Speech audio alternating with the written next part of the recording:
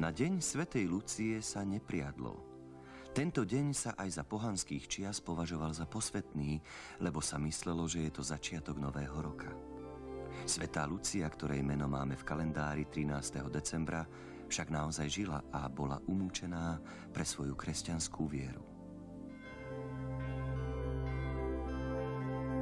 V niektorých krajoch bolo zvykom prijímať dievčatá do služby práve v deň svätej Lucie.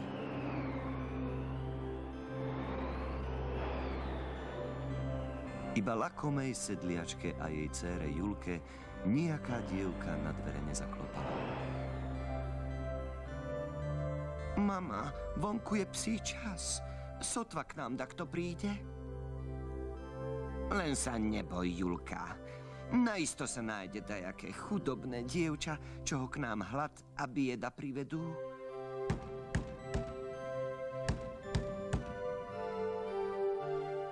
Voľno. Ďalej. Je otvorené. Pán Boh daj zdravia. Ideš do služby? Ako ťa volajú? Anička. Uvidíš, čo skoro sa pozviecha a ty budeš mať slúžku ešte pred svadbou.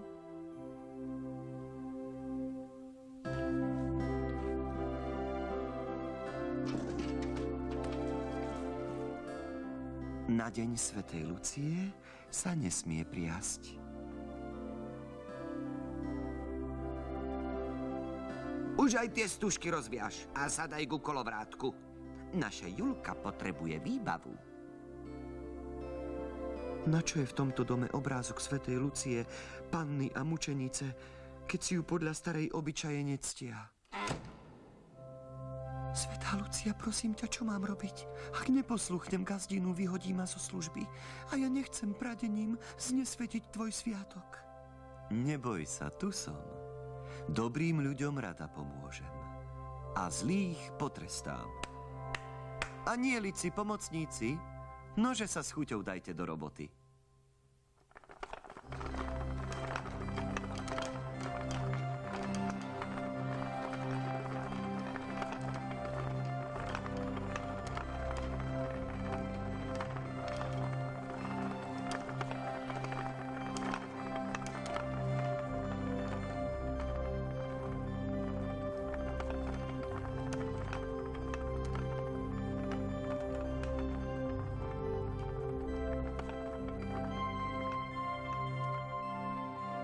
Neďakuj, neurobila som to iba pre tvoje dobro. Tie dve naučím poriadku, len ma neprezrať. Psst. Zlomyselná matka a pyšná dcéra sa tešili, ako vyhrešia novú slúžku za to, že nesplnila ich želanie.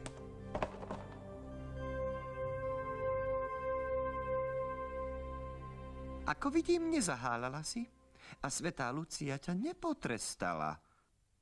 Nože dones z komory aj tretí kolovrátok. Budeme priasť do rána. Dievčina chcela nafúkanej bezbožnice varovať, ale spomenula si na sľub, čo dala svätej Lucii. Nejde mi do hlavy, ako len mohla tá dievka tak rýchlo napriasť toľko tennulilinkých nití. Dajme sa už do roboty.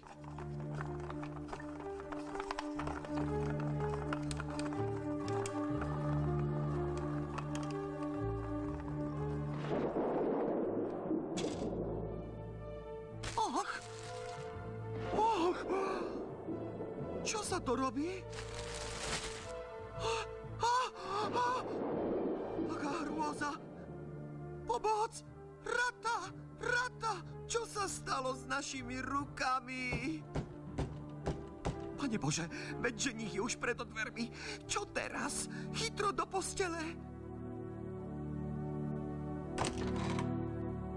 Dobré ráno. Daj Bože zdravie všetkým. Kde ste? Bodrík, hľadaj.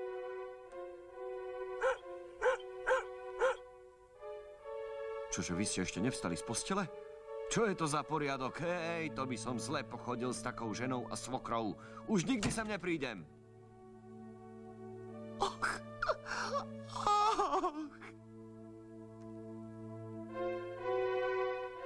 Od tých čias si museli matka s dcérou schovávať prsty s pazúrmi pod ručníkmi, kedykoľvek šli cez dedinu. Čo to len skrývajú pod tými ručníkmi? Pomoc! Prepadnem sa od hanby! Nedaj Bože, aby sa tak stalo aj niekomu z nás. Anička, odpusť nám, prosím, že sme sa k tebe zle správali. Pomôž nám. Slúžka videla, že sa jej panie polepšili.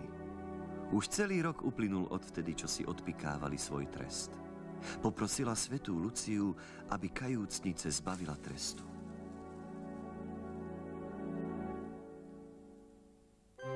Ach,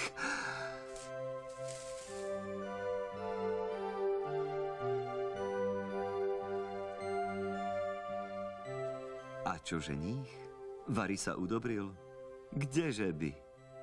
Na toho pravého bude musieť dcéra Julka čakať dovtedy, kým sama nenapradie truhlice plné pradien. Chudobnej slúžke Aničke padol do oka mladý kupec. I stalo sa, čo sa stať malo. Prišiel som ťa požiadať o ruku. Oj, nie tak rýchlo, milý mládenec. Počkáme do roka, aby nám mohla svätá Lucia požehnať.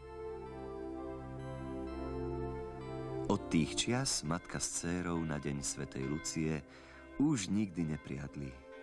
Túto obyčaj dodržiavajú ľudia dodnes.